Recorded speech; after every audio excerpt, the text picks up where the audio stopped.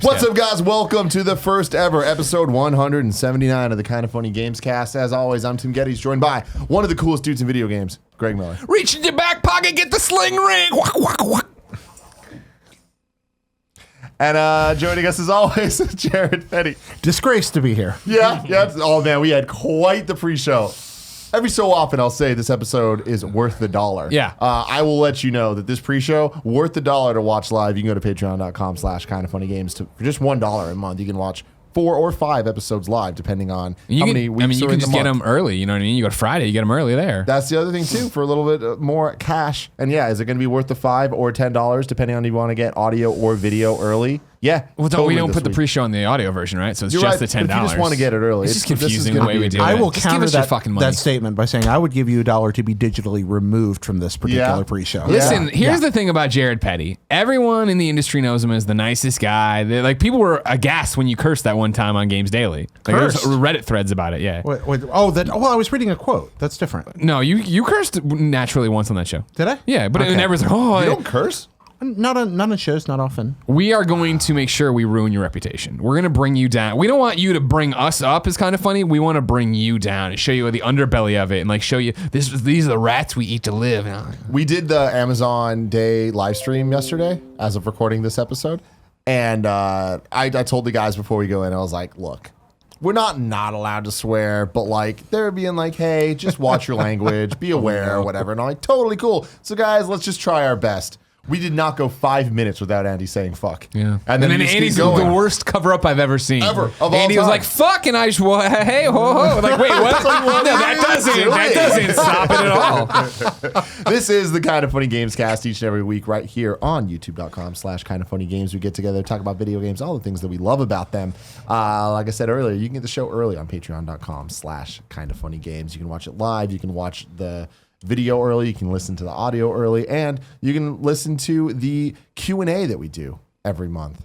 The Ask Kinda Funny Gamescast anything. You can listen to that for just $1 a month. If you want to ask us questions that we'll answer, that's $15. The $15 tier, that gets you a whole bunch. That gets you a whole bunch of- you can see all the including party pre-shows. mode, which is wow, what a hit show we have. And by hit, I mean it's really good. Party mode's awesome. Doesn't get enough When this views. publishes on youtube.com/kindoffunnygames, it will be Party Mode Week. Ooh. And you might say, what does that mean? It means we are going to pimp Party Mode very hard. Pimpin' Party Our Mode. local multiplayer show that we're incredibly proud of, that we think Andy does an amazing job editing, that has all sorts of jokes and clip arts and all sorts of like live arts. action. He does. Wow. Well, I We mean, got it's that like clip art.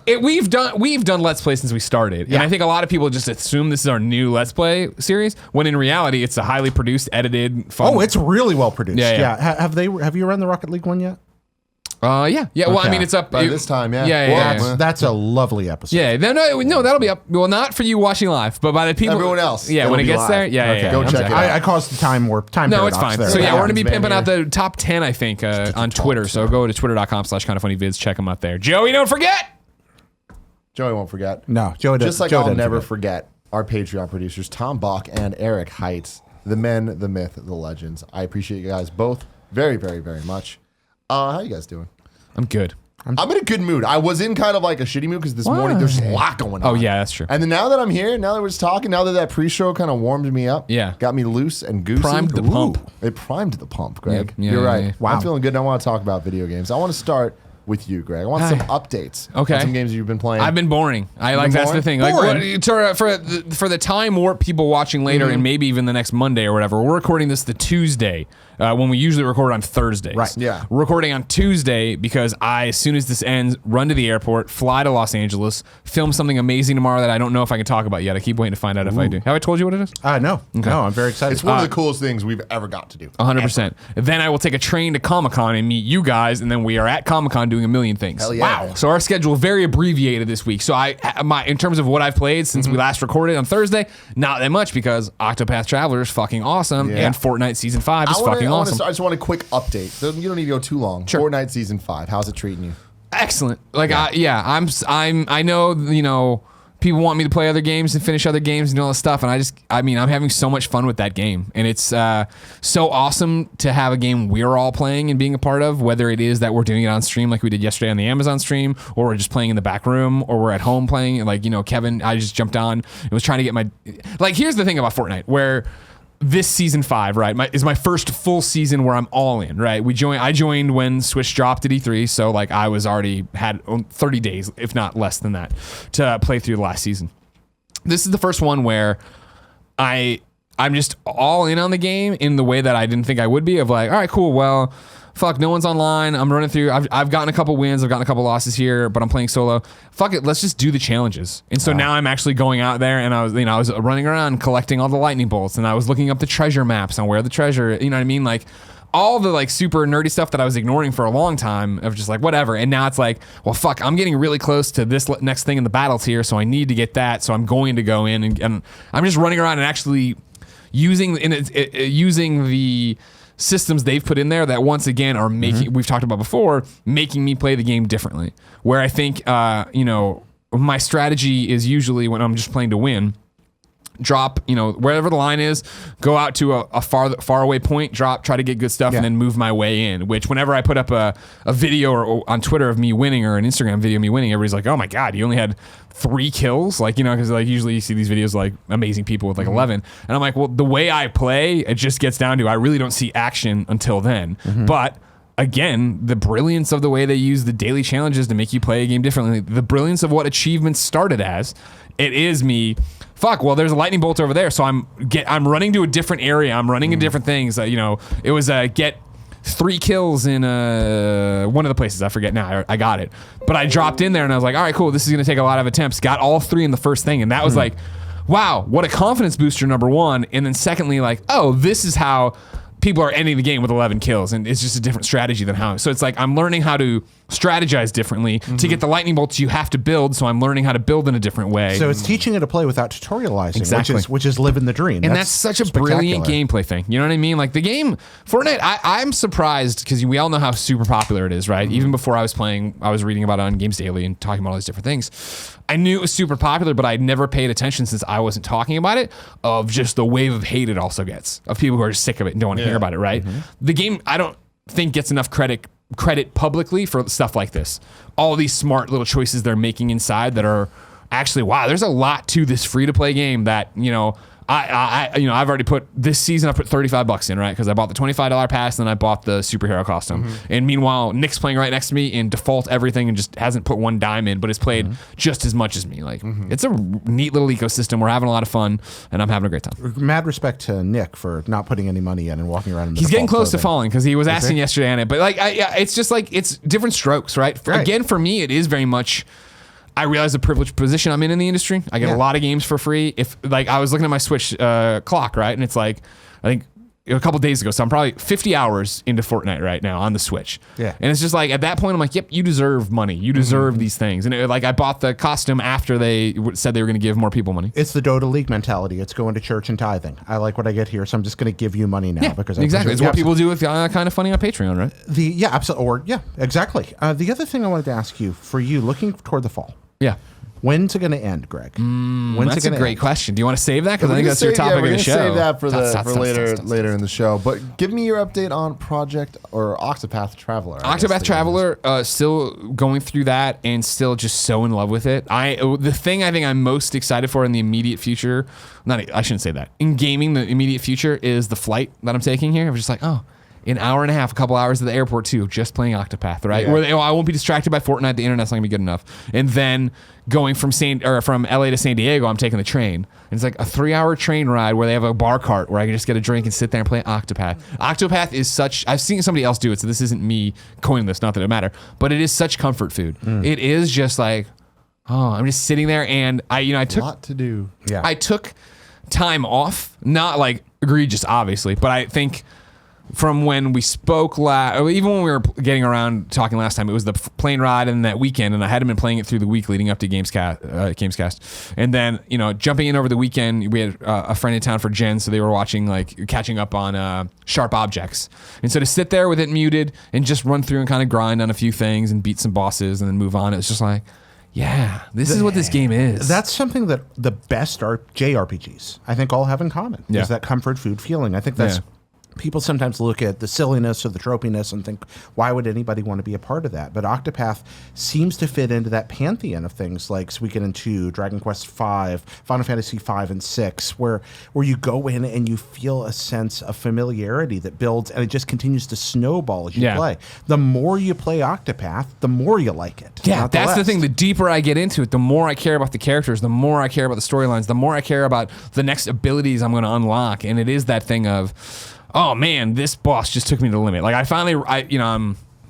was 10 hours last week, so I don't even know what my clock's at now. 12, 13 maybe. Again, I haven't played that much since Thursday. But I finally ran into a boss where I was like, I died. And I was like, fuck. And I came back and I was like, all right, started using my items, do my things, beat them. And it was then to, all right, cool, people have leveled up, and to go unlock their next passive ability, which, oh, that's going to help me do this. It was like, yeah, you can just see how it's going to keep going and going and going. Do you think you'll go back and revisit things like Chrono Trigger now when you finish this? No, I don't. I've tried with Chrono Trigger. I picked it up as a PS1 classic on Vita a while back on some trip. Well, that was your first mistake. Don't play the PS1 version. It's terrible. And but I mean, that was what was available to me, right? And like that's where this all comes down to, is what the ease of it is. And for me, it's more, I don't think I'm going to finish Octopath and feel like, man, I need to jump into another one like this right away. Yeah. This is such a outlier for me. This is not my traditional style of game in terms of visuals, in terms of just, if it's not Persona, a JRPG, that I want to go like this. But I feel like it hit, blessed to be the fruit. It hit right at the moment of, hey, this is not a quiet time, obviously. There's a million other games I'm ignoring for Fortnite and Octopath. But like, hey, Spider-Man's not here. You don't have to worry about this. And hey, you're on the road like fucking forever. And here, the biggest thing about where I am right now with gaming that I know I don't need to say, and I've said before, but it's something I think you kind of forget like a dream. How fucking great is the Nintendo Switch? You know what I mean? Like, this thing is such a phenomenal fucking system, especially now that I'm using it in both modes, where it is that I'm playing it as a handheld, and then I am coming home and fucking plugging it in and going. And like, Kevin joined me on Saturday. I was running around doing solo stuff. Won a game, no big deal. And then Kevin was like, hey, you want to do duos? And I was like, sure. And I jumped in, and it was that thing of, he had the little controller next to him. Like, are you playing on Xbox? And he's like, yeah, man, I'm playing on, and we're just sitting there talking through the games, voice chatting through the games. And it was just like, he's like, man, he's like, it runs noticeably better. It looks way better here. I'm like, I get that, but I'm so happy being in one ecosystem with the Switch, and it's until X and Y and A and B being in their spots are second nature for me, and I don't have to sometimes look down, which I don't have to do in Fortnite, but like other games or whatever. Like, I just can't get over how much I'm enjoying this system, how much stoked I am to look ahead at PAX, like to peel back the curtain a little bit. Like, I'm doing the Inner Sight Championship tournament or whatever for that Per Schneider Cup we made, right? You're in it. Like, I'm just bringing the Switch. Right, because it's loaded with amazing multiplayer games. We're doing this Skybound stream on Friday at Comic-Con. I'm just bringing the Switch, and we're just plugging it into the dock. And we'll figure out what we play there, because there was so many options. I obviously, we don't need to beat the drum. The Switch is awesome. I love it, and I love even just like the older games just being ported. Like Crash Bandicoot's a perfect example. Like, now that's on Switch, I'm like, I'm playing through it again, and it's like I don't have that need to like beat it in one weekend, but it's just like, it's there for me. I'm just going to go levels by levels and play through all 3 games. It's almost the reverse. People are always searching for that set-top box. I mean, literally since the late 80s, people have been trying to create that one integrated place you go for all your entertainment, and it's going to be in your living room. And instead, what Nintendo did was, well, actually, what if we created one integrated place where you go for all your gaming that you can take everywhere? It's a vastly different philosophy than anybody's ever actually managed to wrap up in something and really put marketing muscle behind. It still boggles me to think back only a little more than a year ago when we were all convinced this thing was going to fail. And the fact that it came out the doors and kicked our butts up over our shoulders and has changed the way we play games forever, I think. I mean, it's just like another great example of it, right? It was like, I'm going to LA tonight, right? I'm going to stay with Scott Lowe and Cindy. And Scott hit me up, and he's like, so when are you coming? I'm like, all right, get in here. I'm like, I laid down. I'm like, I land at 7 or whatever it is. We'll go to dinner. We'll come back and play Fortnite on Switch. He's like, I like the way you think. Like, you know what I mean? Of like, it is like, Not that couldn't exist elsewhere, but if I was solely playing on PlayStation 4, unless I wanted to pack a gaming laptop and figure this out, blah, blah, blah, it's just like, no, here's my device and everything I want. And if I do want to play by myself, I have these games. And if I do want to play with other people, I can. And I'm like, do I bring the Ojo and project it on the wall instead of playing in handheld? I mean, there's just a lot of options with it. And again, it's not perfect. Like, I do wish that there was a version of the dock that was official that was more of just like an HDMI fix. But going back to what you're saying about the set-top box and all that, I feel like portably, when you have the Switch and your phone, like your smart device, like you're kind of just set to do anything that you need to do. Because like so many people are like, oh, when's the Switch gonna get Netflix? Who the fuck cares? Like, I think that's a stupid, useless thing for that system to have, because it's like you have so many other places. Everything runs Netflix, right? Has, and it's like that's at this point that's not a privilege thing. Like if you have a Switch and you're expecting Netflix on it, it's like, I guarantee there's some other device that you have that can play Netflix. I like the purity of it. That is a game machine. You know what I mean?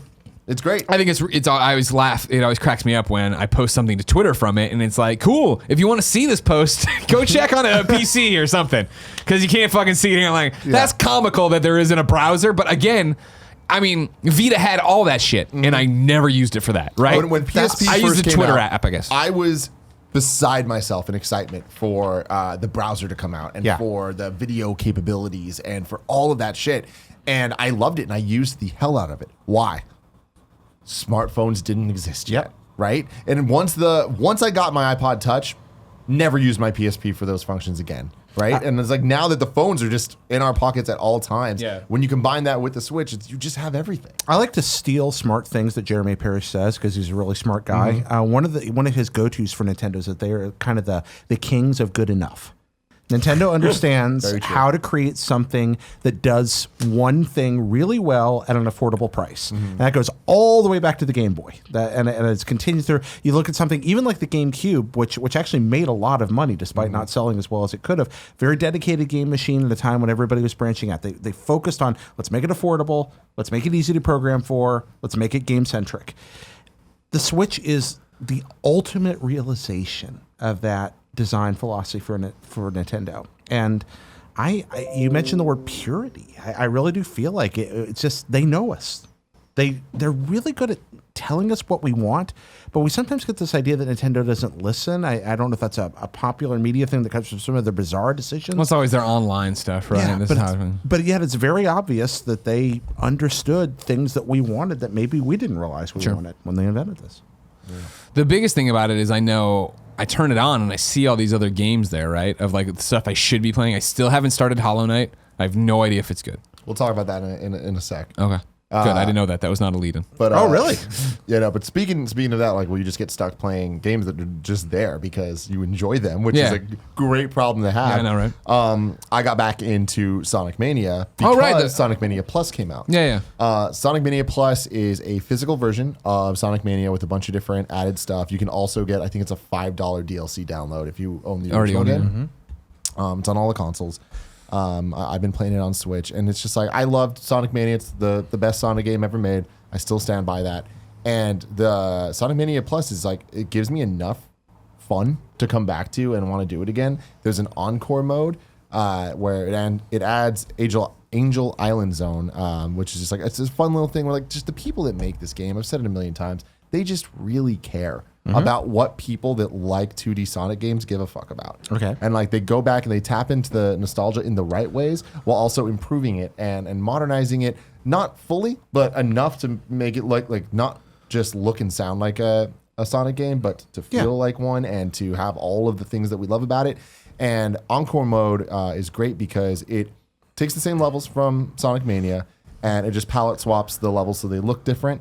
And it just moves things around. It's not so much like full new layouts, and some of them are a lot more similar, but just where enemies are is different, and like certain paths and stuff, there's like more hidden stuff. And there's 2 new characters you can play as, Mighty and Ray, and they both have unique abilities, just like Tails and Knuckles and Sonic. But Ray, the flying squirrel, he kind of has a Mario World cape functionality where you can kind of fly and do the like get the control it really well when you get good at it, and you can kind of fly through levels, and it's super fast, like even faster than Sonic it feels like, because you're also getting that vertical momentum. Fun. And it's just like, it's fun. And again, it goes back to, it's like this character was designed understanding how Sonic, the momentum of Sonic is important. Sonic games is important. And using the ramps and stuff to launch yourself out and then fly and do stuff. It's like, that's cool and it's fun. I like Sonic Mania. Should I go back and buy Plus? Do you think it's worth it? For the $5? Yes. Yeah, as an upgrade, definitely worth it. If you were buying a separate copy, this is not worth buying again. There's not that much, it's not too much new content. It's enough new content. And also, it kind of feels like a lot of the criticisms I had of Sonic Mania last time around were that it felt unfinished in a couple ways. Most levels had intro animations, but not all of them. This one, all of them do. The bosses have better tells of how you need to attack them to damage them. And that wasn't a problem with every boss in the first game, but there was a couple that I'm like, this is kind of bullshit. I should have been able to know what I had to do instead of just trial and erroring it. But I just feel like it's just an improvement on the last game in pretty much every way. They added a 4-player split screen that I didn't get to try out. Can't imagine that's too good. But I didn't. Turns out you're missing out on the secret best mode. I was gonna say, like, you say that, but like if they put 10 or 11 care and everything else, maybe. Yeah, I mean, it seems like it's more of a throwback to the old 2-player, like just kind of race through the level thing. And like, I had fun when I was a dumb little kid playing that, but like by no means. Now you're a dumb old man. I'm a dumbass old man. It's true. But there's new bonus levels in Encore that are inspired by Sonic Spinball, and it's just when I did my review of Sonic Mania last year, so much of it was just about. Not only do the people making this game really care about Sonic, they really care about the history of Sega and the lineage of all the classic, like that sound effect that matters to them. Like all those, it reminds me of how Smash Brothers treats Nintendo, like it's like a museum of Nintendo things. Yeah, Sonic Mania really feels like a museum of Sonic the Hedgehog and early Sega history. No, I mean, there's been some criticism around the way Sega treated Sonic since the very beginning. When he was selling consoles. Yeah, exactly. He was selling consoles, and then he just sort of squeezed all the blood out of him and then wrung him like a washcloth to see what else they could get out, instead of celebrating their history. There are exceptions to that. Things like Sega Gaga, which never got here, unfortunately. So we never got to see that TLC for the company's properties that was presented in a game like that. But I do wonder, one thing about Sonic Mania that's jumped out at me is how successful has this been? Very. Did this work for them? Is there going to be a Sonic Mania 2? So that's the thing is, it was definitely successful for them. I think that the fact that we're seeing this is kind of them trying to get a little bit more bang for their buck out of it. I think they're like, we can get more. And I also feel like they're like, look, we're not ready to make a whole new game yet, but there is enough things we can add to make this feel worthwhile. And like I said, this is such a kind of history moment, like nostalgia, like at its best thing for Sonic, that if another one were to happen, I think it would be entirely new levels. It wouldn't be revisiting old classics. And I don't know that we'll ever actually see that. I don't know that would be worth their time and investment. That's what I wondered about, is if they were going to be willing to spend the money to actually build a whole new game and make it feel right. Because that's a pretty daunting challenge. Yeah, and something tells me that if they did, it wouldn't sell as well as this. Like them making this kind of remixed version that gives you a couple more classic stages, or at least inspired by classic stages, that is the right kind of business move, because it is just like, hey, all the things you do love, here it is. If we tried to make new stuff, even if the game was great, I don't think it would have the legs that the Mania seems to now. Another question for both of you that came out of that 4-player split screen thing. I've been wondering about this ever since TVs got huge. I mean, we don't think about it now very much, but televisions have increased exponentially in size in a very short period of time. And most of us are still, I think, unless we're playing on PC, playing games on our TVs, especially when we're playing on a console. Has anybody made a game that takes advantage of the enormous size of a TV in 4-way split screen mode yet? Has there been a game you've played, like doing it in a different way, like being like, this screen is so big that we can actually project now 4 small televisions on your screen and make a playable game around this? I think when I played Cart, I was talking to Andrea, I think, on Games Dealer, somebody maybe having a conversation, which is rare, that isn't filmed. But it was that thing I was like, I don't know, like 4-player split screen, I feel like exists so well in the indie market right now of us doing so much, all the party mode games we end up playing and stuff. But like when you think of that, I always think of like how beautiful, Mario Kart does look split up. I mean, Mario Kart is a great example. I honestly think that any modern first-person shooter that still has split screen does it very well. I remember obviously playing Halo and it being 4-player split screen, and it's just like it wasn't even widescreen, right? Yeah, it's just like 4 squares, and it kind of limits your view. GoldenEye. But playing, exactly. Playing GoldenEye on a 30-inch or whatever. But playing modern games, like the developers understand the real estate that they have, and like even when you're playing 2-player, like I like that it doesn't just split the screen in half. It does that thing where it kind of cuts off the letterboxes, the left and right side, because it wants to give you the right experience.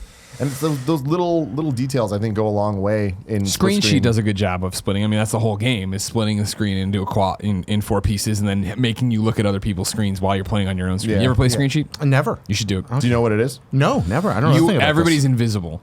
So you pick your gun at the beginning, right? So you get a blunderbuss or whatever, Okay. and then everybody's running through in their things, and so you look at somebody else's screen, you see that they see the purple like carpet, and you're like, fuck, they're upstairs, and you run up there, and there's just trying to imagine- find I them. played a very similar game to this that was top down, but it had a different mechanic. Oh, this is really FPS, interesting. yeah. I love that. Yeah, like That sounds great. imagine Party GoldenEye level Yeah. layouts, but if every room was like all red or one room was all blue, and everything's color based, so it's like you need to look at other people's. You've got to cheat off of that. I love that. Sounds great. It's a blast. My favorite implementation of that I think I've ever played is Pac-Man Versus. Mm-hmm. Do you remember that the weird GameCube one? Yeah, the weird Miyamoto GameCube one. Like One of their worst E3s of all time. but a great game. Great game, but like the fact that was their like, and one more thing. Yeah, that was a Reaction terrible Guys. presentation. That was Reaction Guys 1, right?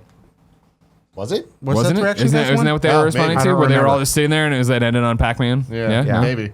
Great idea though. I'm looking at Yeah, it. Like, as the but ghost? uses the split screen really well. Uses the second screen really well. I keep waiting for somebody to leverage big TVs in some creative new way, like what you just described. Sounds like Yeah. a good use of that. But there's got to be something else out there. I wonder what it'll be. Yeah. And the final thing I want to say about Was it 2003 for Pac-Man? Pac-Man Yep, versus that Yeah, sounds then right. there you are. Yeah. Wow. There it is exactly. Connectivity. That was the key word. Over at Connectivity. Know Your Meme Origin, Final the photograph Fantasy of the Crystal 4 Chronicles. IGN reporters looking rather disinterested was originally taken during Nintendo's conference at E3 2003 Expo, where Nintendo CEO introduced Pac-Man Versus for GameCube. Pac-Man Versus has a pretty good DS port. It has a Switch port, but you have to have 2 Switches to use the Versus. there's an arcade version too that is really cool. That's Pac-Man Battle Royale.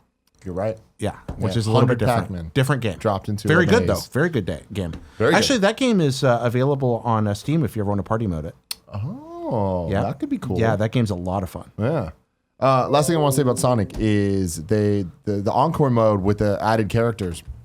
It has a new feature where one of the power-ups is getting another one of the characters. So you have the 2 guys that you're going as, because normally it's like Sonic and Tails, right? In this, you get the whole cast of all 5 of the characters, and you can choose which one you want to join with you. And when one of your characters dies, you get to play as the other one, or you get to switch on the fly.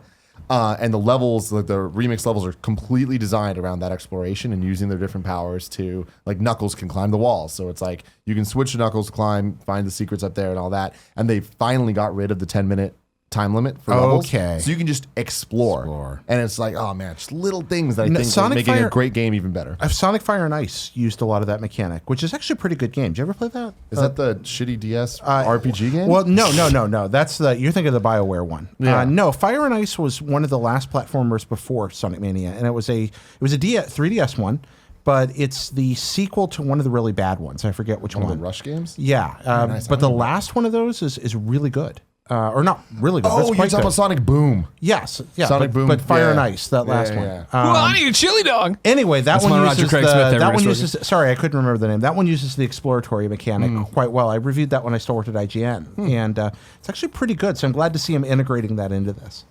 Earlier, Greg, you were talking about Hi. Hollow Knight. That I see it and I'm like, I should play that, but Yeah. gotta play Yeah. Octopath. Jared, you've been playing on. I've been playing Hollow Knight. Yeah, people have been telling me for a long time, Jared, you got to play Hollow Knight. Jared, you got to play Hollow Knight. Well, it's on Switch, and I'm playing Hollow Knight on the Switch, and Holy Knight, shit, it's really good. Almost there. Yeah, it's really good. Awesome. It's marvelous.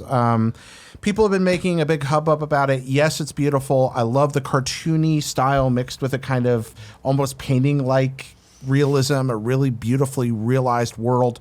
But a lot of it is just that it is classic balls to the wall Metroidvania done to practical perfection. It's really wonderful. When I say Metroidvania, you guys have played a lot of that kind of game before, right? Axiom Verge type stuff, Cave Story. I played about an hour of Hollow Knight on Steam when it came out last year, just because like the animation style and look of it just drew me in so much, and I love that stuff. I appreciate with the animation that it doesn't have that kind of cheap flash look that a lot of these style games have. Yeah. Like this, it has a very unique look that works. And also the immediate takeaway is, it's Metroidvania, but when you play it, it kind of feels a bit more actiony as well. It has all the elements of a Metroidvania, but I feel like it's the character, the weight of the character, and the way he attacks and stuff. It feels very different than a Castlevania or Metroid. It does. I'd say, if anything, he's not as floaty. He's not floaty at all. He's precise. That's one of the things I like most about him. Almost like a Mega Man level of precision. That's probably the right. It feels like if Shovel Knight was a Metroidvania. Yeah, exactly. Yeah. Perfect. Well encapsulated, my friend. And it's a lovely video game.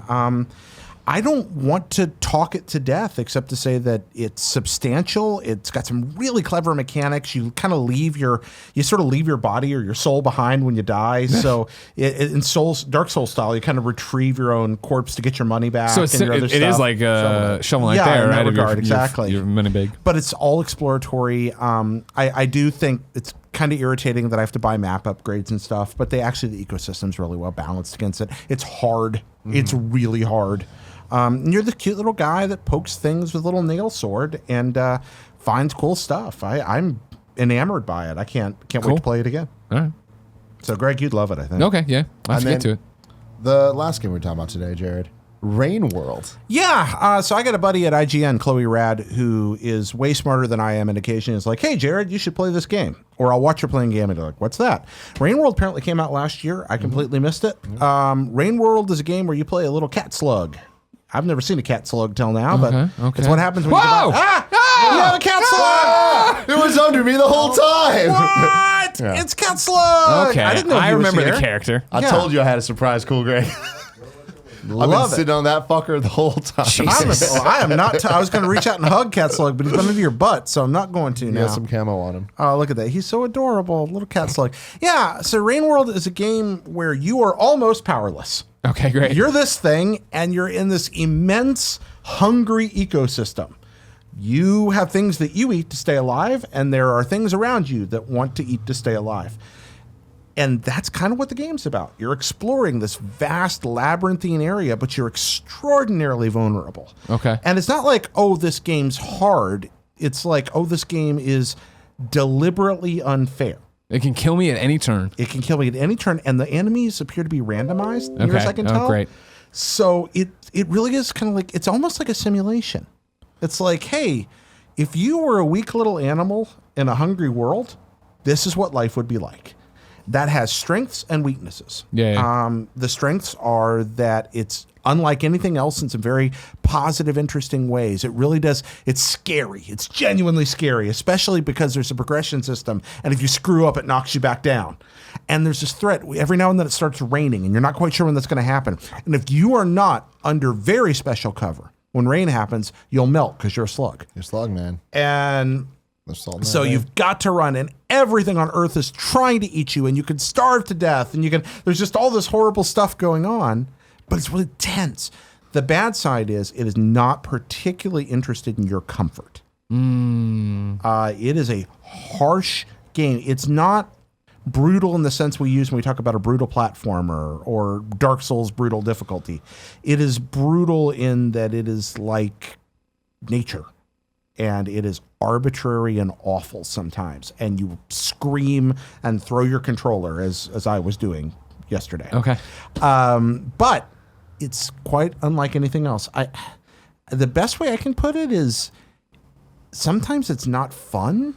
It has, it has a real Blade Runner vibe to it. I played it at PAX. Yeah, there's this last year, I want to say. But it has a Blade Runner vibe where it, like, especially the look of it.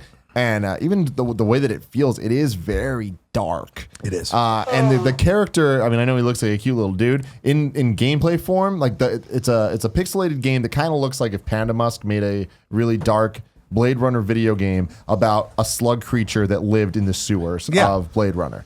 And like that is what fucking Rain World is. Yeah, I that's a perfect description. Did you enjoy it when you played it? I did, but it was the same thing with what you're talking about, where it's like it kind of just felt unsettling.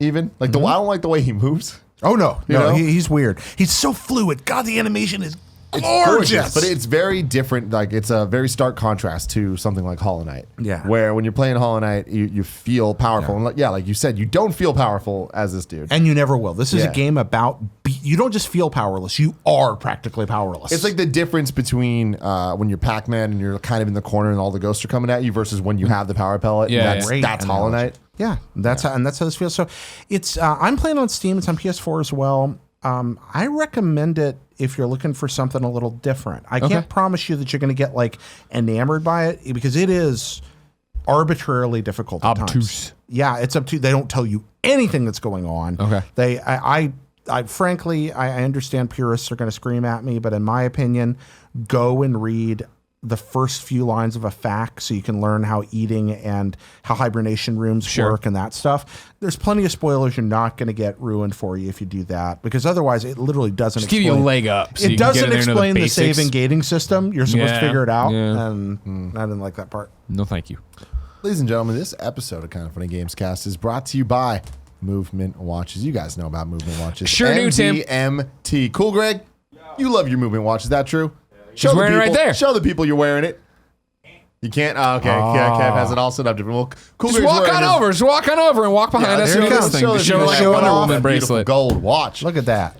Movement watches are all about looking good and keeping it simple. Keep it Movement simple. watches don't tell you how many steps you've taken or blow There your it wrist is. up with There text it is. messages, but you look damn good wearing it, just like Cool Greg. Man, look at that beautiful man. Movement watches start at just $95 at a department store. You're looking at $400 to $500. Movement figured out that by selling online, they were able to cut out the middleman and retail markup, providing the best possible price. Classic design, check. Quality construction, Check. And styled minimalism. Guess what, Greg? Check. Check. And mate, these watches got it all. MVMT.com/kinda gets you 15% off today with free shipping and free returns. You can see why Movement keeps growing. Check out their expanding collection. If you want sunglasses, guess what? They got those too. They got a whole bunch of stuff on the site. You should check it out. Gia Tap Harris loves know her. those sunglasses. Loves the watches too. I wear my sunglasses all the time. If you see, Yeah. like, Oh, I yeah. was Your up in the Napa. weekend sunglasses. Exactly, yeah. The best photo of me and my wife in Portillo ever taken. Instagram.com/GameOverGreggy. It's a work of art. Thank you. That That's the best picture one. is. Show me. I haven't Who seen took this. that picture? Her friend, Mary Michelle. Man, it Show me was this. I got to see it. very, very I'm- good. MVMT.com/kinda. Join the movement today. And also, this episode is brought to you That by is a good picture. Hims. Now, here's the deal. Forhims.com is a one-stop shop for hair loss, skincare, sexual wellness for men.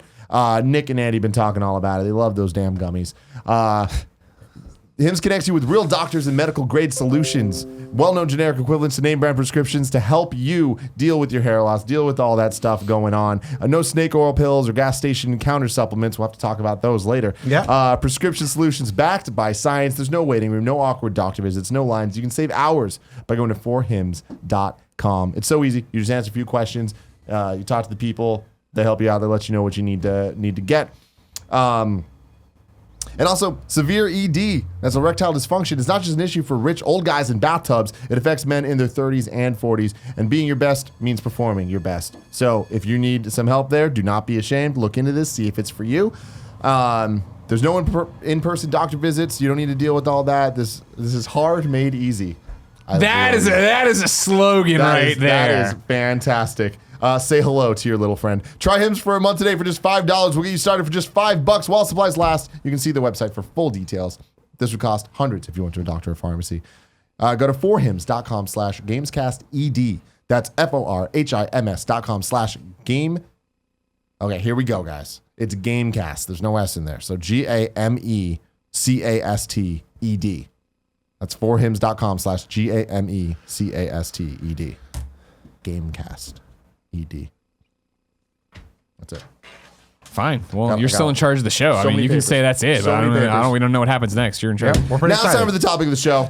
Every game coming out in 2018 past this point. Oh, I'm going to go through. We're going to talk about them. We're going to talk about our hype levels. are we going to prognosticate? We're going to prog motherfucking Gnosticate. Wow. This will answer the question of how long does Fortnite last.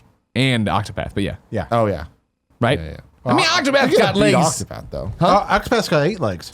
Ayo! I think Hey, Octopath right. has legs based on the fact that it's Switch. You know what I mean? Yeah. That, and again, I mean, like we're taking a trip to London, right? We're going to RTX London. That's are. a fucking flight. And if they have a power outlet on that, you best fucking believe that I'll just fucking plug right in and go. So you got that flight to London and that flight back. Yeah, exactly. Both ways. And that's Yeah, what, yeah. from here, London's what, about 8, 9? 16, I think is what it said, For right? London? 15. Yeah. We figure it's 6 to New York, dude. and then it's what another 6 or 8 from there. I think I did a straight shot last time I went to London, but I don't remember how long it took. That's how long. I ours is straight, and I thought it said 15, but maybe I'm Oh, wrong. maybe. You're No, I right. could just be forgetting. You're right. Dumb. So we're at that point right now. We're in July. July 13th, Captain Toad came out. Octopath Traveler came out. That's we, right. we know about that. July 17th, Sonic Mania Plus came out. I'm loving it. I need a chili dog. That. Today is July 17th, the day that that game comes out.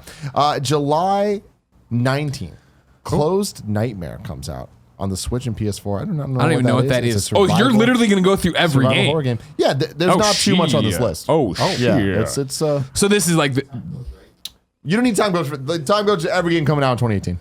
Yep. yeah. So like, okay, so this is the bigger stuff that's coming out. This is everything coming out. Bullshit. But what do you mean? You said there's not that many on the list. 30 games just came out today. I read them all on Kind of Funny Games Daily. Yeah, you know what? Whatever. You gonna My tell me source is- fucking my Ice Cream? source Is Ice Cream Wikipedia. Surfer on there? Is Ice Cream Surfer on there? Because that shit came out today.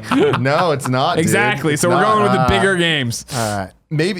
Maybe these are How physical many, games. how many Johnny Turbo games are on there? Yeah. How many Johnny Turbo's games are There's there? no Johnny Turbo games. So, Well, yeah, we know guys. Johnny Turbo's going to I mean, release there might be 7. Johnny Turbo. I don't know. He's going to release Let's 17 just jump in. games These before are the the end of the bigger year. titles. These are the titles that's featured on the Game Release 2018 list on Wikipedia.com. There we right. go. Yeah. Mega Man X Legacy Collection on every system. All right. You're excited about Oh, this. yeah. That's Yeah. coming July 24th. Yeah, so the Mega Man X games, especially the early ones, are extraordinary examples of the evolution of platforming from 8 to 16-bit eras, and they really set the template for the next 10 years that followed after that. They're wonderful, fascinating, beautiful, and totally worth your time if you never played them. I cannot wait to play them again. Mega Man X1 is my favorite Mega Man game. That's your favorite of all? The classic Mega Man games, like I get it, and there's a lot that I love about them, but they are not for me. Mega Man X is for me. What is the Mega- difference? Because Mega Man Classic has never clicked with me. I've never played a Mega Man X. Mega Man X, you should give a shot then. Okay. It's a very different feeling game. It's trying to find the right way to explain it. It feels a bit. It's the difference between playing Super Mario Brothers and Super Mario World. That's a very good comparison. Okay. Slightly larger characters. So what they've done is they've retooled the screen size and the number of characters on screen and the size of those characters to make sure that everything stays balanced. But instead of balancing it toward feeling just like old Mega Man, they balance it toward a feeling of being more agile, having more verticality, more speed. You just really quick reactions. You feel very powerful. The charge shot is easier to use and more potent, and you'll use it more than your special weapons. You have other power-up abilities that can allow you to kind of tweak the character and the difficulty of the game the way you like. You can wall jump. You can. You've got a Interesting. very powerful slide. My problem with Mega Man always was I felt like he was too heavy. That's the thing. Yeah. It's the opposite of that. It's not about precision jumps. It's not about everything needs to be perfectly Pixel perfect, timed. yeah. It's not that at all. It is way more about being a fun action game. Okay. It's sloppier in a good way. Yes. Oh, okay. Yeah. Okay. That sounds like me. Yeah, I prefer the originals, but it's a masterpiece. All right. Cool. Absolutely. Well, fuck. Maybe I will try that. And it's really fucking cool. The music's really cool. You get power ups that like you get the Hadouken and Yeah, it's so you good. really got to go to a lot of trouble to get the Hadouken. though. Also, it has giant robot animals. Okay. The bosses are all like giant evil animal robots. And Okay. those are fun. No Man's Sky. No Man's July Sky. 24th on Xbox One. Yeah, with the patches. Yeah. Did you go through? Have you done the? Did you look at the trailer today for the giant update? Did not. Yeah, I mean, it seems like the game they've always promised. Mm-hmm. You know what I mean? It's been 2 years of work to get to. Here's full-blown multiplayer. Here's the ability to jump into third person. Here's all these. There's a whole bunch of base build. Like, it's crazy the amount of stuff that I think it's Next is what they're calling that patch. No Man's Sky Next is adding. That'll be everywhere, and then obviously the Xbox game on its own too. So for me, this is exciting because I liked No Man's Sky even with all its flaws. Me too. Yeah. Are you? Yeah. No Man's Sky buddies. Yeah. No, Woohoo! Kevin too. Kevin and I, always were like, well, we had our expectations set correctly because we got to play it ahead of time. So we came in and got what we wanted. What I was talking about today on Games Daily is that I love this patch and I love this story because I do feel I counted them out. when everything went to shit at launch, I was like, they don't recover from this. Sean Murray cannot walk back on an E3 stage. Hello Games cannot put out another game. They need to either close down or make this right, and I think closing down will be what happens. And here we are 2 years later, and it's like the hubbub today around that trailer is great. I've seen tons of people who are like, I didn't play it before and I'm going to give it a shot. I saw Patrick Klepek be like, I was super critical at launch, but I'm super happy they're doing this and I can't wait. I mean, like, this seems like it has the makings of coming out and people being like, this is great. And people, not everybody obviously, but people who were burned coming back and trying to be like, all right, cool. And it seems like even another year from now, another 6 months from now, it has the possibility to be a really, really, really cool redemption story of like, hey, we bit off more than we chew and we fucked it up, but we put our head down for 2 years and we made it right. And in the meantime, we got that video with that dinosaur in Jurassic Park and that harmonica. Exactly. That's all we needed. The Banner Saga 3 on pretty much everything. Banner Saga's never grabbed me. I don't think there's anything wrong with it. I just haven't spent the time with it. It probably deserves. Yeah, I was the same way where I got so much hullabaloo about it when it finally the first one came out, I think to Vita or PlayStation or wherever, and I played it. I was like, oh, okay, not for me. I see why people like this. That's fine. Ease Memory of Calcetta. Oh, that's July 25th on Windows. You said Ease. So you're in? Yeah. Really? I didn't know you were a big Ease guy. Oh, yes. Oh, wow. Okay. I mean, it makes sense, but Falcom for life. Okay. Ease especially. They have some other good stuff too. Let's talk some Brandish someday. Okay. But Dark Revenant. But yeah, I love Ease stuff. So there are bad Ease games and there are great Ease games. I'm interested to see which one this is. What do you think it's going to be? Memories of Calcetta? This one I don't know enough to speak informed on which. Why is it just coming out on Windows? So Falcom doesn't actually develop a lot of their games in-house. Occasionally they do, but the PC stuff is usually made by them and then it's ported to other platforms. Now that's become less and less that way as time's gone on. So this is probably, I'm guessing, an internal Falcom development one because they are first and foremost a PC house and have been since the 80s. July 26th, this one's for Andy. Mobile Suit Gundam Battle Operation 2. You know he's been waiting for more Gundams and he's going to get a shot finally. On the 27th, Go Vacation on the Switch. It's a sports game. I do not know. I don't know that game. Hello Neighbor coming out on the Switch, PS4, iOS, and Android. It's a stealth survival horror game. I've seen Funhouse do a let's play of this, and it looks pretty fun. Like we should do a party mode of it. It'd be a great if everything you just said, stealth survival horror, but it was like a knockoff of Mr. Rogers, like you were hiding from the murderous Mr. Rogers. That would be awesome. It's kind of like that. Yeah, like you're hiding from your neighbor who's trying to kill you. Okay. Is it Sneak King? God, where is this another Sneak King? Where is another fucking Sneak King? I was at IGN last week. On Barrett Courtney's desk, there is a sealed, like shrink-wrapped copy of Sneak King sitting out there on his desk. Next time you're there, open it. Yeah, just to annoy him. Just to annoy him. Yep. Get that Barrett Courtney fucker. July 31st, Code of Princess EX on Nintendo Switch. Nope, sorry. There's a lot of these I have to look to you for, Jared. Nope, I don't know anything about Titan Quest on the Nintendo Switch. Titan Quest, is that the old Diablo like? It's an action role-playing hack and slash. Yeah, I think. Wow, really? July 31st. Okay, I didn't know that was happening. So, color me intrigued. Yakuza 0, August 1st on Windows. I mean, it's a Yakuza game, and therefore people love Yakuza 0. Yeah. WarioWare Gold on 3DS. This is very exciting for me. So, all right. So I know it's on the 3DS. Shout out 3DS for life. That's right. Thank you for that 3DS again. Tim gave it to you. I didn't do nothing. Thank you, Amazon. If you're an audio listener, he's holding up the SNES 3DS. New Nintendo It's a 3DS very, XL. very, very cool present to add to my 3DS collection. But WarioWare games are splendid and stellar, and I don't care what platform I'm playing them on. I assume they're going to come to phones someday, and that'll be a great place for them. They're wonderful on Wii, and they're going to be great on DS. And I'm sure there'll be a marvelous Switch one eventually as well. But I hope so, man. I never got into the WarioWare games. The first one, the first one I actually played was the Wii version, and from all I read, that version wasn't the best. The Wii version is okay until you get like 8 or 9 people in a room, because it has this hot potato one Wiimote mode that is the most fun I've ever had playing a party game. It's extraordinary because you only have one controller and you have to pass it immediately to the next person, and the games just keep getting faster and faster. Games. And you're all doing stupid things in front of. That's another great party mode kind of game. It's just people looking stupid around each other and getting tickled. But yeah, WarioWare games really good. August 7th, Dead Cells. Finally coming out. Yes. Windows, Mac, Linux, Switch, PS4, and Xbox This One. is not expound. Oh my God. Cool, Greg. I need you to search Dead Cells. I don't know. Dead Cells. DEAD. It is a CELLS. Metroidvania roguelike.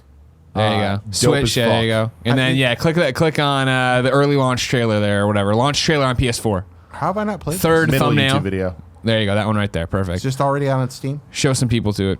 I don't think so. No. No. Okay. And Windows. I played it originally on Switch at PAX after seeing. Okay, Let it so go. it's- Let it go. All right. Let it play, Cool Greg. Yeah. Yeah, if you All right, here can. we But go. if it's a Yep. death is not the end. So look at this awesome All right, pixel first art, that art's right? beautiful. And so yeah, it's Do just they have this? Are they seeing this? Wow. It's fine. Wow. You're running through. It's a hack and slash, but it's like it's a roguelike, right? Where you're coming back. Isn't this right, Okay, so- Tim? Right. yeah. It's been so long since I've played it, but I so remember- kind of like geez. Cougar can do it. That's fine. Sorry. Just let Okay. keep Jared. Let Jared see. It's okay Yeah. because it's I'll easier to just- show than tell. Because Absolutely. it reminded me of Rogue Legacy and Spelunky, Yeah. obviously, but then it's got Looks this like 8-bit Ike. art style to it of running through. I forget. I'm sorry. I'm so rusty. Yeah, you unlock. So this is my big. It says on the trailer, unlock permanent upgrades. That was always my problem with playing ones of these the roguelikes that aren't Rogue Legacy. Rogue Legacy for me was exactly what I wanted, where I got further and then I came back and I was able to buy new things and feel like I was stronger. When they take that away from me in roguelikes, I don't like it. That's why Sharon works so well because it has a system for that too. And, So and the- this one looks like it's built running the same through way. and doing this, in Dead Cells it was awesome when I got to play it, and I'm totally all in. That's definitely a Switch game for me. One of the names I want to play. Fucking cool. How I can't play them all. I know, right? No, that's the problem. It's even When more, is that guys. one? August? August 7th. August Also 7th? August 7th. Overcooked 2. Yeah, I know. Are you fucking kidding me? everything. You fucking kidding me? Yeah, let's go, man. Yeah. We did a party mode. You can go watch that. It's live. Yeah. Patreon or youtube.com/kindoffunnygames. That was a really fun one. Overcooked 2, Yeah. all in on to hope. I mean, I've yelled at them at Judges Week. I'm pretty sure it's going to have a platinum, but I don't think I have 100% confirmation on that. That's one I'll play on PlayStation 4. I'd like to just stream it. Like, let's just fucking try to platinum it. Me and Kevin here doing it. They just named the platinum the Greg Miller special. No, a lot of games should call that because they don't listen to me and then they don't. August 9th, Layton's Mystery Journey Deluxe on the Switch. Leighton games are pretty good. I have never been super captivated by them. Yeah, me too. Really? I thought you would have. I thought I would have too. They're charming and beautiful and smart, and a lot of it's just that I get mad at puzzle games, and they are adventure games, but Leighton leans a little heavily into the puzzle stuff. Yeah, and yeah. I'm not as great at that. We got Monster Hunter World coming to PC August 9th. Better late than never. Okami HD coming to Switch. Because August God 9th. forbid that thing not come to a platform. I know, right? You got to put it everywhere. Okami's beautiful. I'm never going to complain about Okami being available to people again. I because still have never played it. it's Yeah. Yeah. really good. Yeah, mean, that's what I it's- hear everywhere. It is good. I honestly, I loved it at the time, but when it came out as an HD release on last gen, Yeah, right? PS3, Xbox Yeah. 360. I tried playing through again, and I was just like, you know what? I don't need to. The game, we've just gotten a little too far. Yeah. From that style of gameplay Yeah. for me. Then August 10th, Madden NFL 2019. Yay, man. And We Happy Few. Actually, now finally worth coming pointing out. out, actually, yesterday Scott Porter did put out an image confirming that Long Shot 2 is in Madden. Oh yeah, Yeah. That's Yeah, weird. yeah. They didn't mention that. I know, very That's a weird. dumb I call. thought that was very interesting they doing, but it's more Long Shot and it's more Scott Porter. All right, cool. I wonder if it was a rush job. I worry about it on that front, but hey, you know what? I loved Long Shot 1. Let's see what they got. We Happy Few finally coming out. Windows, PS4, and Xbox One. That's exciting. Played it at Judges yeah. Week. Really dug the story they were telling. A lot of environmental storytelling. Kind of gave me that more of a brighter, opener Bioshock vibe to it. I don't think it didn't speak to me like, fuck, I can't wait to play that. I need to play that. But I think it's going to scratch an itch for a lot of people. Then on August 14th, Death's Gambit on Windows and PS4. I remember hearing this sounds title, but I don't familiar. remember what Cool, this game Greg? is. Can you pull up Death's Gambit real quick? Death is Gambit. He just gives us the X-Man. Just like pops up like, oh, shitty. He's throwing playing cards everywhere. Gambit. Let's see, Death's Game. I don't know anything about this. Click on No, this the doesn't look familiar. middle one. Area. I just want to see Death's it for a Gambit. sec. Oh, it's an Adult Swim game. Oh, Scroll From forward. Adult Swim Oh. from the A publishers bit more. of Rain World. Oh, were they Rain World? Yeah. In Interesting. Battle Chef I don't Brigade. know. I'm not feeling this. And Robot Unicorn Attack. Oh wait, what do we got here? Oh, this is Looks very. like It's a- supposed to look very Castlevania. Yeah, a little side scroll Yeah, I don't action know. here. This is what I was talking about earlier. You guys can look it up. Death's Gambit. That's the type of flash-looking animation that I you not your don't thing. fuck with. Yeah. We're just too many people that are putting out games that are just too good. Yeah, true. The Walking Dead, the final season, episode 1. Jesus, yeah, this is coming up, on isn't August it? 14th. Yeah, see how Clem's adventure ends. Can't wait. On PS4, Xbox One, and Windows. World of Warcraft, Battle for Azeroth on Windows and Mac. Haven't they already battled for Azeroth? I don't know. This I is thought the they did. Did you ever final. play WoW? Are you a WoW guy? Man, no, I was a Eve guy. I was a snob. I wanted community generated content, not some single player RPG that I happen to have a bunch of annoying people around. Yeah. August 15th, State of Mind coming out on every system. Its genre is walking simulator. Oh, great. There we go. I'll probably play that. August 21st, Shenmue and Shenmue 2 collection coming out on Windows, PS4, and Xbox One. Jared's And excited. you're stoked? Yeah, Shenmue is it's what it is, and I'll play it again. Yeah. It is so deeply flawed and so brilliantly ambitious. I feel like Shenmue, if you love video games, is a game you should play just to get a feel for how we got where we are today. Shenmue really did try some things too early, and it blazed a lot of trails that eventually became commonplace in video games. It's a living little slice of history, and the fact that it's set in this like tiny little neighborhood in this tiny little time castle is a period piece. It's weird and wonderful. I never played it. Alfredo Diaz loves it, which is Really? very fucking weird. He loves his Dreamcast, so that was Okay. the thing. Yeah. But whether or not you've played Shenmue, I recommend you go on YouTube and search for Mega 64's Shenmue skit. I've been 'cause looking it for is some sailors. the funniest thing. He wanted to find Have you those seen sailors. some sailors? He needed those What's the sailors. mystery of the four woo-doo? August 23rd, My Hero 1's Justice. No idea. The 24th, F1 2018. Daniel Dwyer's probably Daniel Dwyer stoked. can't. He's stoked. He can't wait. The 24th, here's one for you, Greg. Little Dragon's Cafe.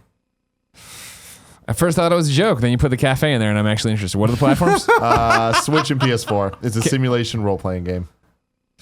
Cool, Greg. Can I see Little Dragon's Cafe, please? Should I Little just Dragon's change the Cafe? theme of whatever game I end up making to have cafe at the end? Sure. I mean, like, am I running a All right. cafe? Am I a little dragon running a cafe? Oh, fuck. Yeah, Wait, show me the oh, gameplay Oh wait, trailer. is this? I think I saw something game for this trailers at, here. at Anime Expo. We got a dragon flying. Sure. Oh yeah, this is. Hold on, save a loved one. Yeah, all right, okay. A little storybook vibe to it. Yeah. All right, just a lot of nodding, a lot of chibi art nodding and talking here. Let me guess. Oh, see, they want a steak bowl. Am I making the steak bowl? Collect the recipe. Okay, hold on. Cooking. Get cooking. This Uh-oh, is got trailer not. Oh my god, I am running a I don't know cafe about this Little apparently. Dragons There's thing. some ingredients. I went out there and I did that. I'm examining this lettuce. On August Explore 28th, the world. there is Raise your a dragon. fighting game called Blade Strangers. I know nothing about Blade Strangers. That cool sounds name. fucking cool. Blade Strangers. August 28th on the Switch, Monster Hunter Generations Ultimate. Like I said before, I'm surprised that doesn't do anything for you. It's because I think it's going to be. I mean, it's a re-release of a Monster Hunter game that already came out, so it doesn't have the improvements World has. And World scratched an itch I didn't even know I had, but it's the same thing where Capcom's price just took a dip, right? Because the people they're projecting lower retention rate for Monster Hunter World, and I'm a prime example of that. 130 hours in, and they've put out a whole bunch of new monsters and content, yada yada, and I can't get psyched to turn it back on. Yeah. And so like for them to drop, here's the older Monster Hunter that was very convoluted and loading screens between map segments and paint your dragon to follow. It's like It I don't know. says something about the business model of our industry that you just said you played a game for 130 hours, Yeah. and that was a disappointment. no, it was a disappointment. Not for you. Yeah, I'm talking about the- for them. Right? No, yeah. Well, that's their thing, that's- and it's an interesting thing to hear that it's Suits and Bean counters who are like, oh man, like we expected longer tail retention on this, and then to be the actual person of like, yeah, I guess, yeah, like I don't know what you would need to do to get me to come back and do it. This marketplace is getting more crowded than it was what a we've talked couple of about, years right? ago. Yeah. There's just too many people making these kinds of games at Yeah. once. I'm worried about a shakeup. Like I really do think a couple of these things may just fall flat on their face. August 28th, we got Pro Evolution Soccer 2019. Then we got Strange Brigade. It's a third-person shooter. Okay. I've heard of that name. We got Victor Vran Overkill Edition. Okay. Yakuza Kiwami 2 on There you go. PS4. That's gonna It's all on do August well. 28th. People love that Yakuza. And then on the 31st, we got Naruto to Boruto Shinobi Striker. Okay. Okay. Windows, PS4, and Xbox That'll One. be a game of the ninja guy. And then here you go, Jared. On September 4th, we got Dragon Quest 11, There we go. Echoes of an Elusive Age on Windows and PS4. And then you'll lose me for a month. Yeah. That's going to be, it's those RPGs are always meaty, always long, and I won't play anything else when 11's out. Not even God Wars: The Complete Legend on Nintendo Switch that also comes out that day. No, I will be playing Dragon Quest 11. Well, then maybe on September 7th, you'll be playing Immortal Unchained on Windows, PS4, and Xbox One. Still Dragon Quest 11. Okay. NASCAR Heat 3 on Windows, PS4, and Xbox One. Nope. Still playing with SNK Slime. Heroines Tag Team Frenzy, Switch and PS4. SNK Heroines Tag Team Frenzy, I played a little of at E3. It's interesting, but I wasn't spellbound by the version they showed me. And that's some neat ideas. It's another one of those kind of baby's first fighting game things, and has some cool stuff in it. But I don't know. It just felt a little. I figure SNK could get a little past the skimp outfits at this point, maybe. Yeah. I don't know. Nah, that's what they want to do. Here's the thing, Jared. You're going to be playing Dragon Quest 11, Echoes of an Elusive Age, September 4th. I will. You're going to need to beat it quickly because on September 7th, what do we got, Craig? Spider-Man. You got that Spider-Man on PlayStation 4. I'm very excited about Spider-Man. I will Nope. absolutely be playing Dragon Quest over Spider-Man. God. You're a you crazy fucking fucking monster. person. But thank God this show won't just all be Spider-Man because Yeah, that's all we I'm going to need- be fucking be playing. Oh, I can't That game wait. looks so good. Dude, I look at the travel schedule and see how much stuff we have around that date, and I'm like, well, it looks like I'm traveling with the PS4 again. Just like when I had fucking God of War and was playing Far Cry stuff on the road and had a screen with me at all We times. got Dakar 18 coming out on September 11th. Don't know what that is. NBA 2K19 as well. So a lot of people out there will be excited about that. Slam and Jammers. Black Clover, Quartet Nights, and Shadow of the Tomb Raider on September 14th. You stoked about that? I am excited for Shadow of the Are Tomb you Raider. going to beat Shadow of the Tomb Raider? That is the big question. I don't know. I just did a video that you can see in GameStop stores coming up in August, right? Where I did a very similar thing of my 5 picks or whatever. Yeah. And I didn't. Shadow of the Tomb Raider didn't make my 5 picks. I got an honorable mention, of course, but it is. I don't know. Like I love those games. I love Crystal Dynamics and what they made with the first 2 of the rebooted ones. I understand this is Eidos Montreal and Crystal Dynamics.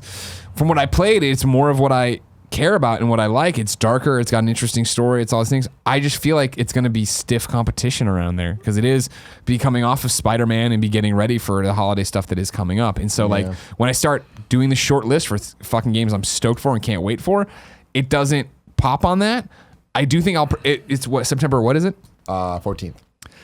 See, I don't mean to spoil it, but like we're at that point, ladies and gentlemen, we're 11 days away from Valkyria Chronicles 4. All right, so like that's Which is the day I stopped playing. that's Shadow's fucking window right there, and that's also I'm done with Spider-Man. I've platinumed Spider-Man by that point. That's your fucking window to play with. I don't know, man. You're gonna have to come in and convince even for me to even pick up Shadow. You're gonna have to come in and be like, Jared, you have to play this. Did you play the other 2? I tried. just didn't click for I you? just didn't care. I hear I you. tried caring. I wanted to care. I was very excited at the beginning. There were some missteps around the story of the first one Sure. that threw Yeah, me, and 100%. honestly, it kind of soured me on on it. And Rise was great because it just gave you like those open areas to play with that were smaller open worlds of go find treasures and collect this and decipher that. And so to get more of that, I'm stoked about, and to have more abilities and this whole apocalyptic storyline they're doing seems interesting. But I don't know. Will I finish it? I don't know. On the 18th of September, Labyrinth of Refrain, Coven of Dusk is on Windows, Nintendo Switch, and PS4. that's actually kind of interesting. I'm not being obnoxious. That game is actually kind of neat. We'll tell you when you're being obnoxious. I played a little bit of that at E3. It is a first-person dungeon crawler where you have a party of 40 characters. Okay. Yeah, it's Wow. really it has some really neat ideas in it. Like eventually you get powerful enough that you can just like beat through the dungeon walls. Yeah, like That's it's, cool. yeah, there's That's some neat cool. stuff in there. It's actually kind of a neat game. I will probably pick this up and try it. Cool. Star Control Origins on Windows. Star September 20th. Control. Okay. How do you know everything? No. Jared Petty. No, I'm just trying. But Star Control 2 is one of the best video games ever made. Okay. And this is Did you an wonder what attempt the to Origins lean back were? into the Origins thing. If they lean into the best parts of Star Control, that's one of those games that's like universally fun. Like you could play that 30 years later, it would still be fun. Because at its core, it's a really simple competitive arcade game built in a strategy game. And it's all about screwing with one other person constantly. It's so much fun. Do you like Steins Gate? I have nothing to say about that. Okay, well, Steins Gate has a lot to say about you, Jared. Because on September 20th, you got Steins Gate 8-bit on the Switch, Steins Gate Elite on the Switch, PS4, and Vita, and Steins Gate Linear Bounded Phenogram on the PS4. That's not real. September 21st, Spyro Reignited Trilogy. Let's fucking go, boys, on PS4 and Xbox One. Another perfect example. I'm just bummed about this. I want it on Switch. I feel like it's going to be on Switch eventually. Like, I don't know. If you don't buy it, it might not get to Switch down. Nah, people are going to buy this game. I'm going to buy this game. I'm fine. Yeah. I want this game, but that game's going to be on Switch. I just want it on Switch. And then the 21st, Xenoblade Chronicles 2, Torna the Golden Country on Switch. Did you play Xenoblade 2? So wait, which one is this? Chronicles 2. It's like the DLC pack. Okay. Like the expanded one. Yeah, I can't give too much on this one. Okay. Xenoblade Chronicles games are neat, but I don't know much about the DLC stuff. September 23rd, Paw Patrol on a roll. Really? Mm-hmm. Tell me more. Platforms? On Windows, Nintendo Switch, PS4, and Xbox One. I'm interested about the trophies on Paw Patrol. I'll tell you right now. Paw Patrol on a roll. Is this a sequel to Nintendogs? No. Do you not know Paw Patrol? If it's trophy related, of course I don't know. It's not trophy related. No. Stayed in his This voice. is one of those fun things. I always appreciate when you somehow, by hook or crook, break through into another universe and learn of something extremely popular you knew nothing about. And then when you go back to your universe, you see it everywhere. Paw Patrol is one of, if not the hot kid cartoons. Oh, really? And so, like, 2 years ago, maybe last year, whatever it was, when I went and visited Poe and his son for a while, Jack, Poe's son, is obsessed with Paw Patrol. So there's Paw Patrol shit everywhere. And we watched a whole bunch of episodes together. And it's like, what is it? Rubble on the double or something. Like, they all have names and catchphrases and shit they do together. And they're all dogs that, like, there's a fireman dog and a cop dog and a construction dog. And they all come together as Paw Patrol to help other dogs and help kids and shit. You told me about this story. And then ever since I see it like everywhere. He's busy. So now I'm just going to walk around and see Paw Patrol. Cool, Greg. Can you throw up Google search Paw Patrol and then click on images, and then you will see these people or these dogs everywhere now. Because like kids wear shirts and they have bags and they have this and it's like, I was watching something recently, a news report, and it was in a foreign land. Images. And it was in a foreign country, and sure enough, like, people are walking around, these kids are walking around in Paw Patrol shirts and stuff. So Paw Patrol is the hotness, and since it's a kids thing, yes, I would like to know how the trophies are in this game to see if it's like Jimmy Neutron with a bunch of puppies. Exactly. Yeah. So Paw Patrol on a roll. And then September 25th, Metal Max Xeno on PS4. Yeah, I don't want to be dismissive, but what I saw at E3 was not super encouraging unless you're a hardcore Metal Max guy. Metal Max hasn't made it to the States. Maybe it was still rough, but it's a turn-based RPG about tanks, which is an idea I like, but I wasn't crazy about the little slice I saw. Valkyria Chronicles 4. Nintendo Shit Switch, you PS4, not. Xbox One, September 25th. Could not sleep last night after we said goodbye to some people. And when you go through the Rolodex of things that are like problems in Greg Miller's head, there was a lengthy self-debate of where we're getting this. Yeah. Are we getting it on PlayStation 4 for the trophies? Or are we getting it on Switch because we'll just play it all the time? And I don't know, ladies and gentlemen. Get it on Switch. I don't know. Take it I feel like that's my thing is like, I need to see the trophy list. Because Valkyria Chronicles remastered when it came out on PlayStation 4, that trophy list, I'm like, too rich for my blood. I'm not going to put in the thousands of hours. And I feel like that's what it would be here. So I might as well. And we all know, of course, Valkyria Chronicles 2 on PSP was the best Valkyria Chronicles. We didn't get 3, of course, so I can't judge that. So it was portable. Was the best one? I loved 2 so much. I thought 2 was such a great way. Really? The story's better, obviously, in Valkyria Chronicles 1 on the PlayStation 3. It's not with just the beauty better. artwork. It's not about like angsty anime teens you know what? being like, hello. It was about welcome I have Alicia and all that cleavage. stuff. Yeah. Hello. Okay, well, that's, you know what? That's good storytelling right there. Okay. That Valkyria Chronicles 1 is the best game Sega ever made. Wow. Okay. I'm not gonna argue, but I can't fucking wait for 4. And I think I'll end up on the Switch, but we'll see. Really quickly. Yeah. I've never played one of those games. Yeah. If I like Fire Emblem, is that... Yeah, you should try. Then. Okay. Yeah. It's not exactly the same, but it'll be familiar enough that you'll feel good about it. On the 27th, Dies Irae Amontes. What did you just summon? You just summoned some demon from another Visual dimension. novel, no one's surprised. And then Life is Strange 2, Episode 1 on the 27th. Let's go. Let's see what you got. What do you got for me? Don't nod. We got Super Neptunia RPG on Switch and PS4. Not really my jam. And then we have The World Ends With You Final Remix on Switch. I did not know that had a release date of September 27th. That's very exciting. That is exciting. that's a game I gave the college try on DS and enjoyed for a while and then fell out of it for some other reason. I got excited when it was coming to Switch, but now I wonder how I'll feel about it on Valkyria Chronicles 2 days before, Octopath having really, taken my heart. I don't know. Dragon Ball Fighters the next day on the 28th. Yeah, that's really not going to be. Dude, we the played same. that yesterday at the. It was beautiful. Man, that was fun. And it's another. I'm not good at fighting games, but I'd love to fucking pop it in when I'm on a plane. Just like, fuck it. I'm gonna play as Goku. FIFA 19 on the 28th, and Underworld Ascendant. So that's a long time ago. There was a first-person RPG, Ultima Underworld, that created first-person shooters as we know them today. It also revolutionized the way people thought about what you could accomplish in an RPG. Underworld Ascendant is the pseudo-spiritual sequel to that long ago game. And what I saw of it a long time ago was very interesting.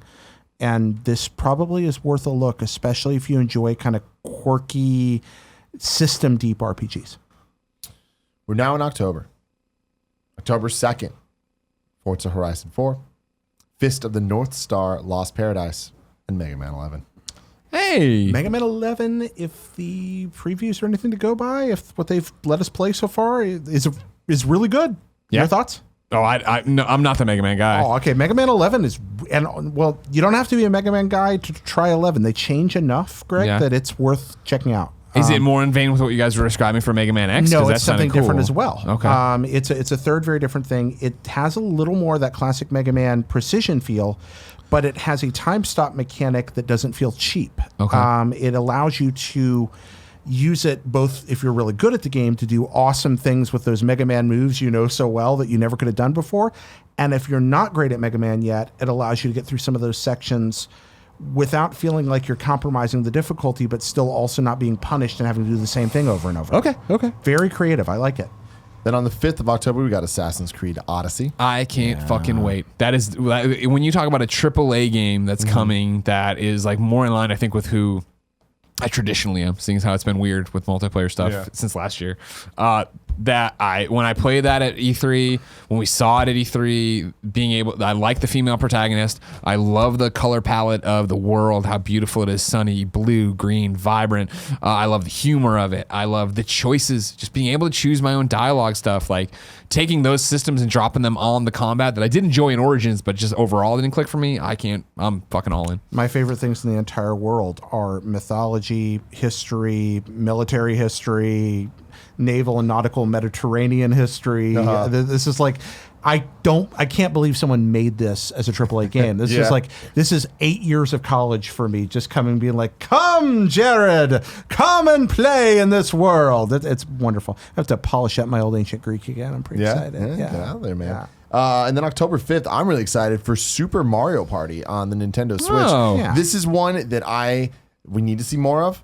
I am very scared about.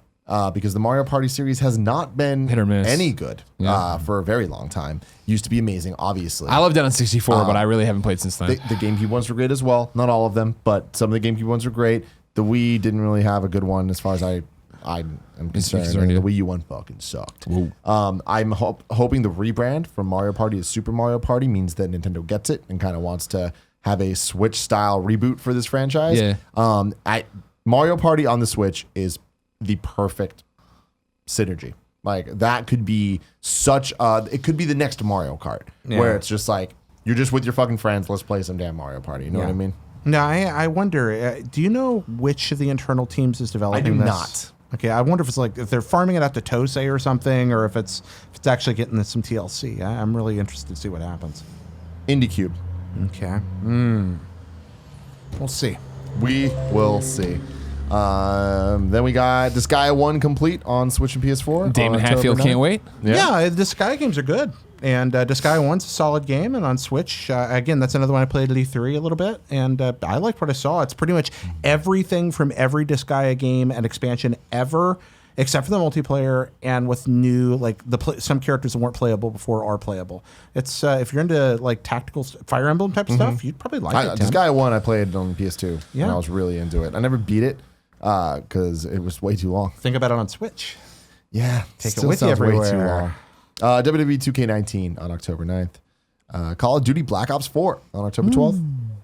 Any interest? Do you think you're gonna play through that campaign? Oh no. No. Black Ops 4 and like I mean it's the same thing as always. Like maybe as you get closer, something will spring forth from it to me. But I mean, like in years past, where it was like we're going to space and we're doing this, and it's Kevin Spacey. I was like, oh, these are interesting like things I want to try. I haven't seen. Well, there's no campaign. Yeah, of this. there's no campaign. Wait, no, Right. you totally threw me because I'm like, why do I know nothing about that campaign? wait a minute. Yeah, no, Yeah. you're right. Sorry, it took me a while to catch my own Wait a thing minute, there. that's the whole thing with Black. Honestly, I do want to code because I do want to try Battle Royale or what are they calling it? Blackout. I want to play. I want to see what their blackout's like. I mean, I'll be garbage at it and probably only play it for a little bit, but This is one of those things where like there's no number low enough for how little I care. Yeah. Yeah. What about Lego DC Supervillains on October 16th? Actually, that sounds awesome. Yeah. Yeah. Lego Batman was delightful. The Lego games, by and large, are great. And Lego Force Awakens is one of the best Star Wars games ever. I think that anything they do in the Marvel or Star Wars universes is usually pretty cool. Obviously, you're sold. yeah, I mean, well, full disclosure, I'm in the game, so I mean, like that. But so it's a dream come true to find. I mean, like I've been in other Lego games, but I'm finally in a Lego DC game with DC being me being such a DC fanboy. But checking all that, and you can take it with a grain of salt. Like playing at E3, I was like, holy shit! Like this is actually a real step forward for the Lego games of, you know, you are the star of it. And when I say that, I mean, you are creating your own supervillain that you can make look how you want. I made it look just like me, which I was like, that's fucking rad.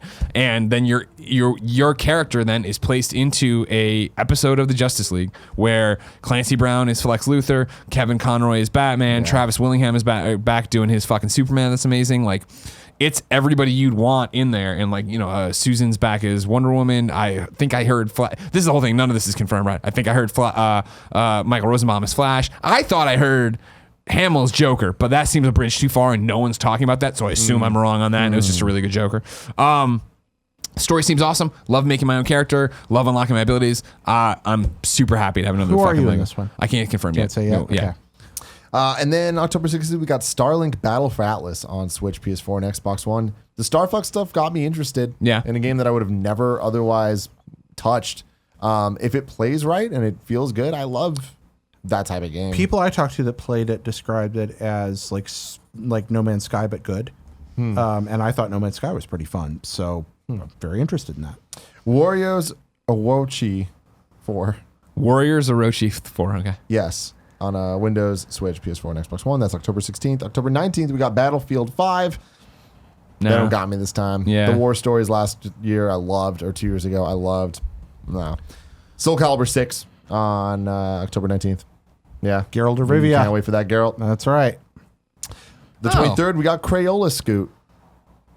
That reminds me of one we skipped that wasn't on the list there. Divinity Original Sin 2 or whatever is granted right now an Xbox game preview, but officially launched, I want to say, in August. Let me double check on that for you.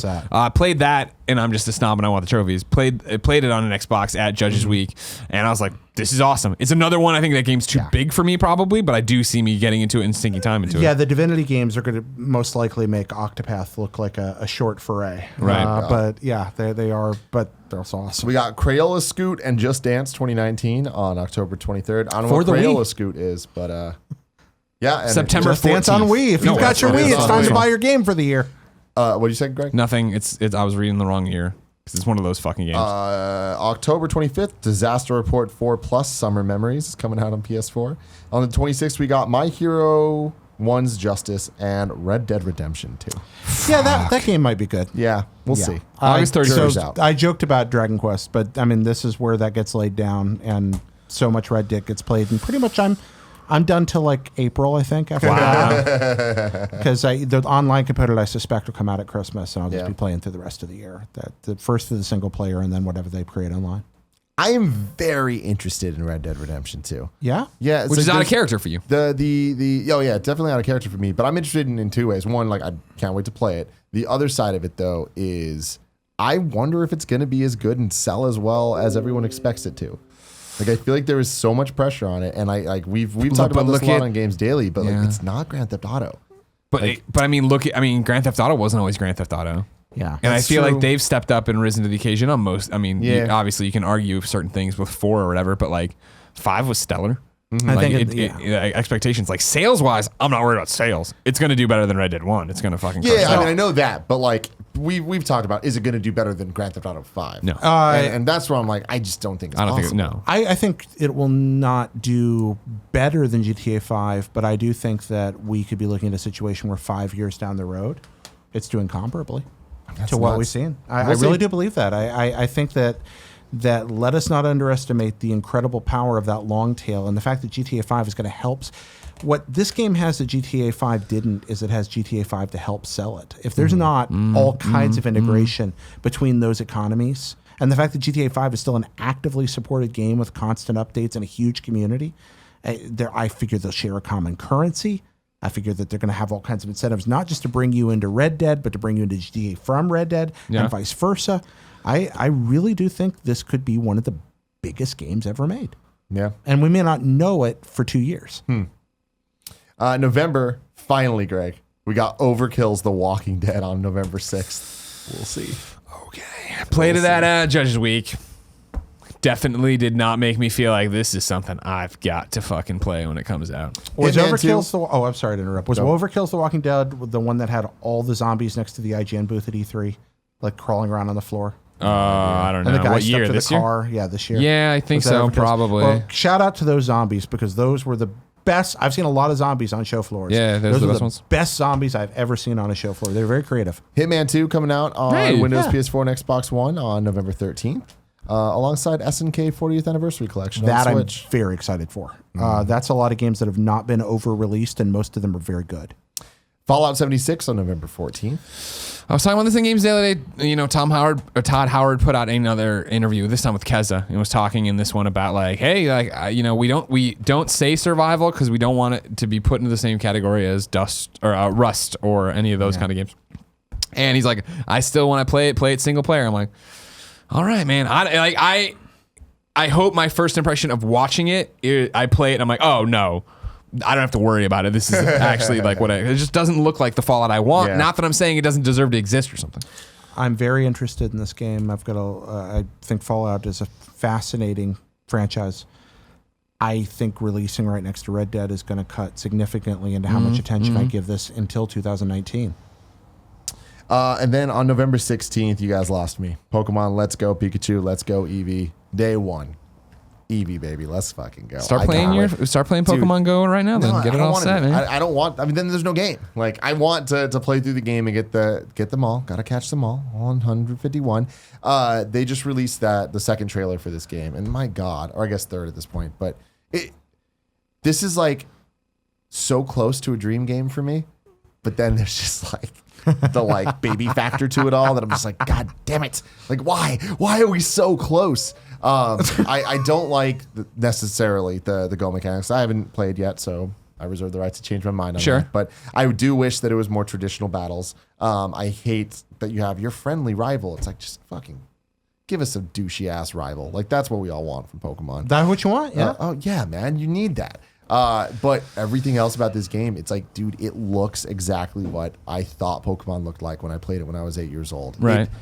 Seeing the gym, seeing Misty and Brock, having the riding the Onix through the overworld and all this stuff. I'm like, this game looks incredible. I'm so excited because get to go back to Kanto. I fucking love that. I always will. But just how good this game looks, that just means that next year when we get the next Pokemon game, it's going to be a brand new experience that looks even better than that. I can't fucking wait. I'm really excited to hear that. Yeah. I light up every time I see you talk. You make me love want Pokemon, to man. like Pokemon. Love that, especially the OG Pokemon. One of them G1er bitches. Wreckfest comes out on November 20th. It's vehicular combat racing. Wreckfest? Is Wreckfest. that followed by Runch and Rinner? Or Rupper? Ba-dun-dun-dun-dun-dun. Jared Petty jokes. Oh, I didn't get the joke. It's by THQ Nordic. All right. Well, there we go. No, it was. No, we're just going. Yeah. And then Darksiders 3. Yeah. November 27th. Go get him, Andrew Renee. This is no place for a horse. Yeah. Yep. Gunfire Games. Why not? Don't get that either. No? No. No, I get You that. never reference. played Darksiders? No. Oh, okay. I like most of the world. Don't give a shit why they keep making these games. Because they're good. That's why. I know. They have an audience. They I keep just making keep Just Cause games as well. And Kevin is very excited that Just Cause 4 is coming out on December 4th. Understandable. Yeah. Games with grappling hooks. Gotta love that. Mm-hmm. Yep. Override Mech City Brawl.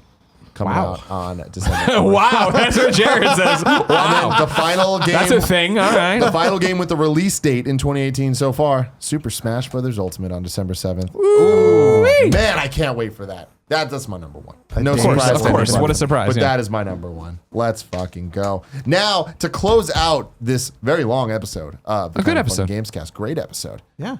We're going to do a little segment called Mobile Game or Bullshit. Oh, All right. Cool, Greg.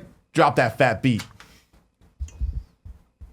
It's mobile game or bullshit. It's a mobile game or bullshit. Joe's gonna read some stuff and we'll figure out if it's a real game or not. Everybody. Very exciting. What's this week's game, Jared? Ladies and gentlemen, this week's theme, mobile game or gas station drug. Okay. That's right. You know, when you go up to the gas station, the truck stop, etc., and there's a collection of perhaps dubious male enhancement products, not fine quality necessarily, Yeah. medically valid in every yeah. case. Very colorful. Some herbal supplements, perhaps, and to help you with certain issues you may be having. they always got always have rhinos on rhinos. it. Good call, Cool Yeah, Greg. things like that, as well as some stuff. You know, I don't want to comment on all those products. Some of them I'm sure are fine and work well, but today we have 5 different mobile games and or gas station products. Now, we started with Tim last time, which I think kind of puts you at a disadvantage if you go first. So we're going to start with Greg this I'm time. down. I'm in. Greg, here's the mobile game. Euclides, a geometric construction puzzle. I'm saying that's a game. Mobile game. Tim Gettys? Drug. Let's go drug. He's going drugs. 1-1 here. I've never won this game. Number 2, Anti-Yoi, simple turn-based strategy. Anti-Yoi, is that a mobile game or a gas station drug? Drug. Gas station drug, Anti-Yoi. Greg Miller, Game. mobile game. Number 3, Vovu, the description. Vovu helps you to keep calm thanks to its beautiful background music with sounds of nature and relaxing piano. Vovu. This is the first one that's challenged me so far. I'm gonna say Vovu. Can you spell it? VOVU. I'm gonna say that's a drug. Vovu. I'm going game. Going game. Number 4, Tim Gettys. Yes. Eternium. Eternium, a tribute to classic RPGs, made with passion, not greed. Jesus. Eternium.